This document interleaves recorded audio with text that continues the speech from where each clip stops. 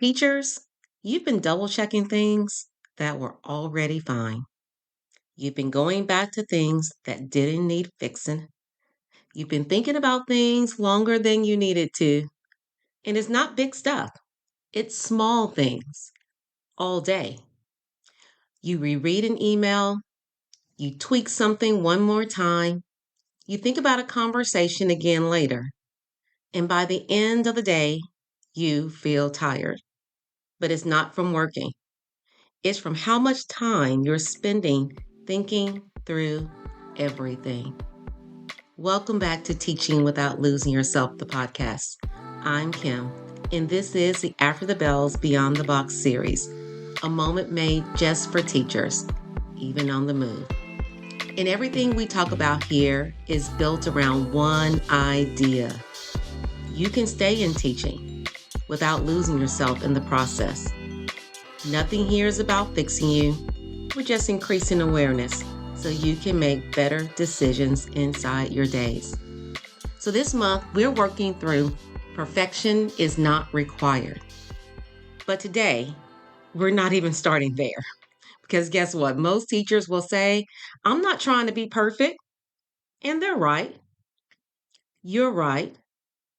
You're not walking into school thinking, I need everything to be perfect today. That's not what's happening. What's actually happening is this. You're trying to avoid being wrong. There's a difference, or is there? You don't want to say something the wrong way. You don't want to miss something important. You don't want to have a teammate question something that you did. You don't want to feel like you should have done more. So, what does your mind do? Oh, the mind. It goes straight to, let me check that one more time. Let me check that again. Let me fix this just in case. Let me make sure this is solid. To you, teacher, that feels responsible. And you know how we like to be responsible, right? But it's also where your time starts getting stretched.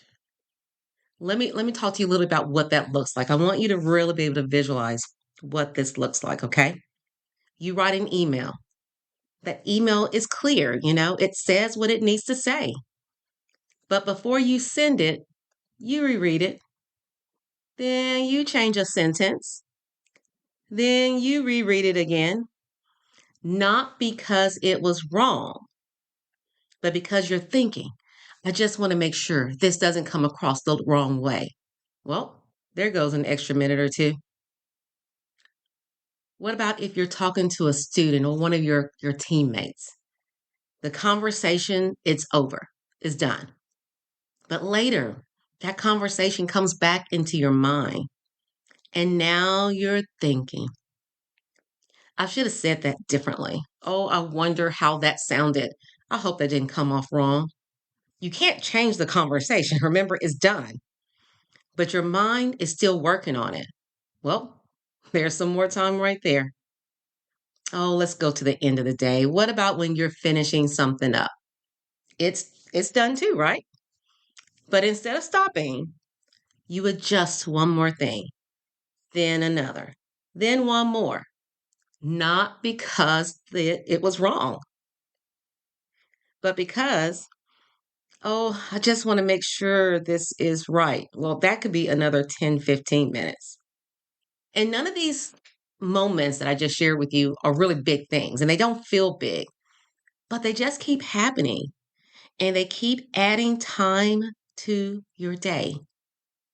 And that's important.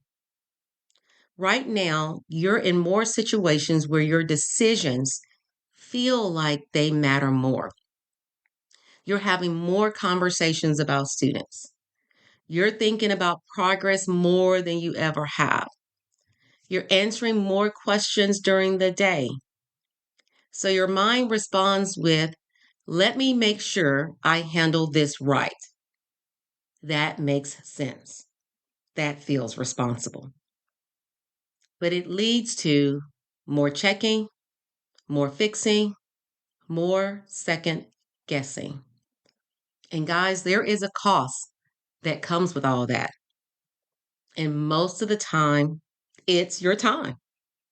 It's the extra minute rereading the email.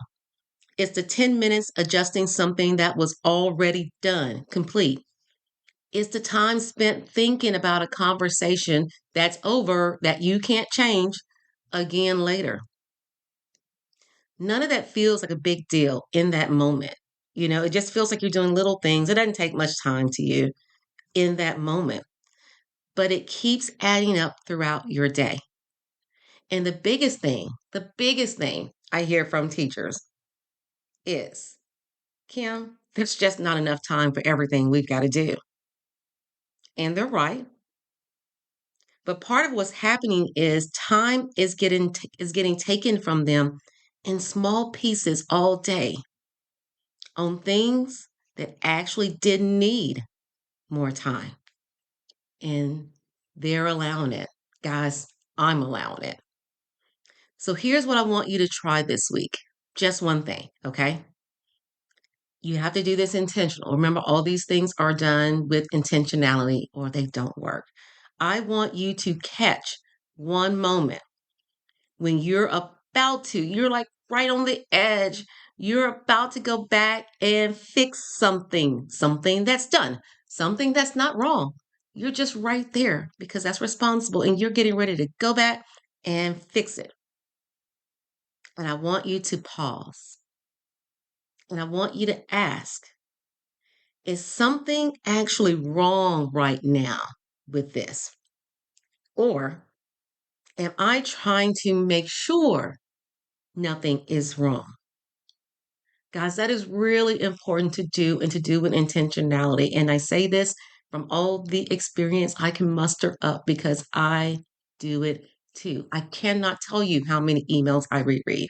I cannot tell you how many conversations I replay at night. Those conversations are over and I'm still replaying it. I'm still asking myself, did I do that right? Did I say that right? Was that the right choice? Is this going to come back and bite me later on? I'm asking those things. I'm going through it as though I can even fix it, and I can't. It's done. I do it. You do it. That's just one of the things we do. But every time we do that, we are putting and taking away precious, precious time, something we don't have a lot of to do the work that we do. You're going to ask yourself when you catch that one moment, that one time you're going back, you're ready, you're on the edge, and you're ready to go back and you're ready to fix it. You're going to pause and you're going to ask yourself, is something actually wrong right now? Or am I trying to make sure nothing is wrong?